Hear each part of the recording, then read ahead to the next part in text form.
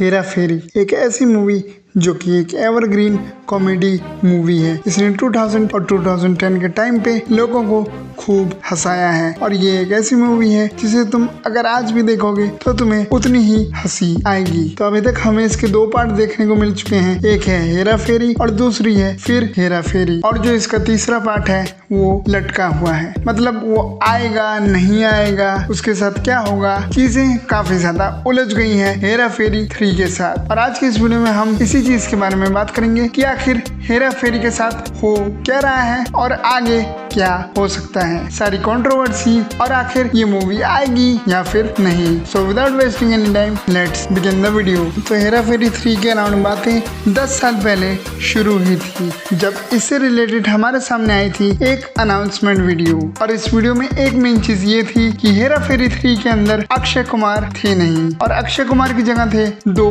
नए एक्टर जो कि थे अभिषेक बच्चन एंड जॉन अब्राहम। और ऐसा कहा जा रहा था कि अक्षय कुमार हेरा फेरी 3 का पार्ट नहीं होंगे, और लोग इस चीज से बिल्कुल भी खुश नहीं थे। फिर कुछ समय बाद हमें ये पता चलता है कि Akshay Kumar is back in Hera Pheri, जब उन्होंने पूरी कास्ट के साथ फोटो क्लिक की थी। और इस फोटो से क्रिएटर्स ने ये हमें एक हिंट दिया था कि मूवी इज इन डेवलपमेंट और अक्षय कुमार इस मूवी के पार्ट हैं। और आज से 1 महीने पहले कुछ ऐसा हुआ जिसने हेरा फेरी 3 को एक नया मोड़ दे दिया। वो चीज है परेश रावल की हेरा फेरी से एग्जिट लेना। तो आज से 1 महीने पहले परेश रावल ने एक पोस्ट के थ्रू हमें ये बताया था कि उन्होंने बाबू भैया के अपने कैरेक्टर से स्टेप डाउन कर लिया है और वो हेरा फेरी 3 का पार्ट नहीं होंगे। इसका उन्होंने रीजन बताया था क्रिएटिव डिफरेंस, जिससे एक बार फिर फैंस बहुत ही ज्यादा नाखुश थे। और ये चीज आग तब पकड़ लेती है जब अक्षय कुमार परेश रावल को सू कर देते हैं for exiting from Hera Pheri 3, और वो डिमांड करते हैं 25 करोड़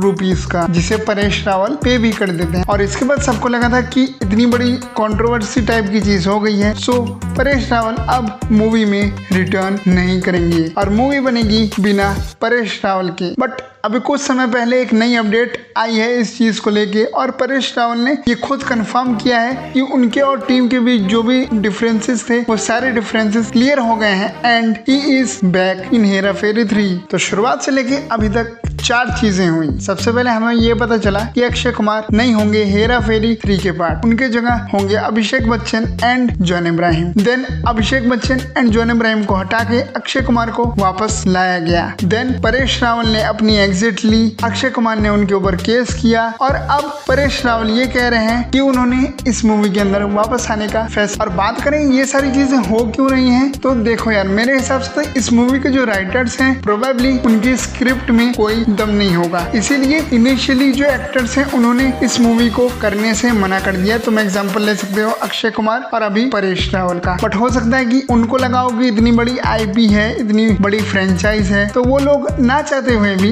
इस मूवी में रिटर्न कर रहे हों। और मुझे तो हेरा फेरी 3 से कोई उम्मीद भी नहीं है, क्योंकि अभी तक जितने भी सीक्वल बने हैं पुरानी मूवीज के, उनका हाल कुछ उतना अच्छा रहा है नहीं। और मेरे हिसाब से ये लोग हेरा फेरी को भी बर्बाद कर देंगे।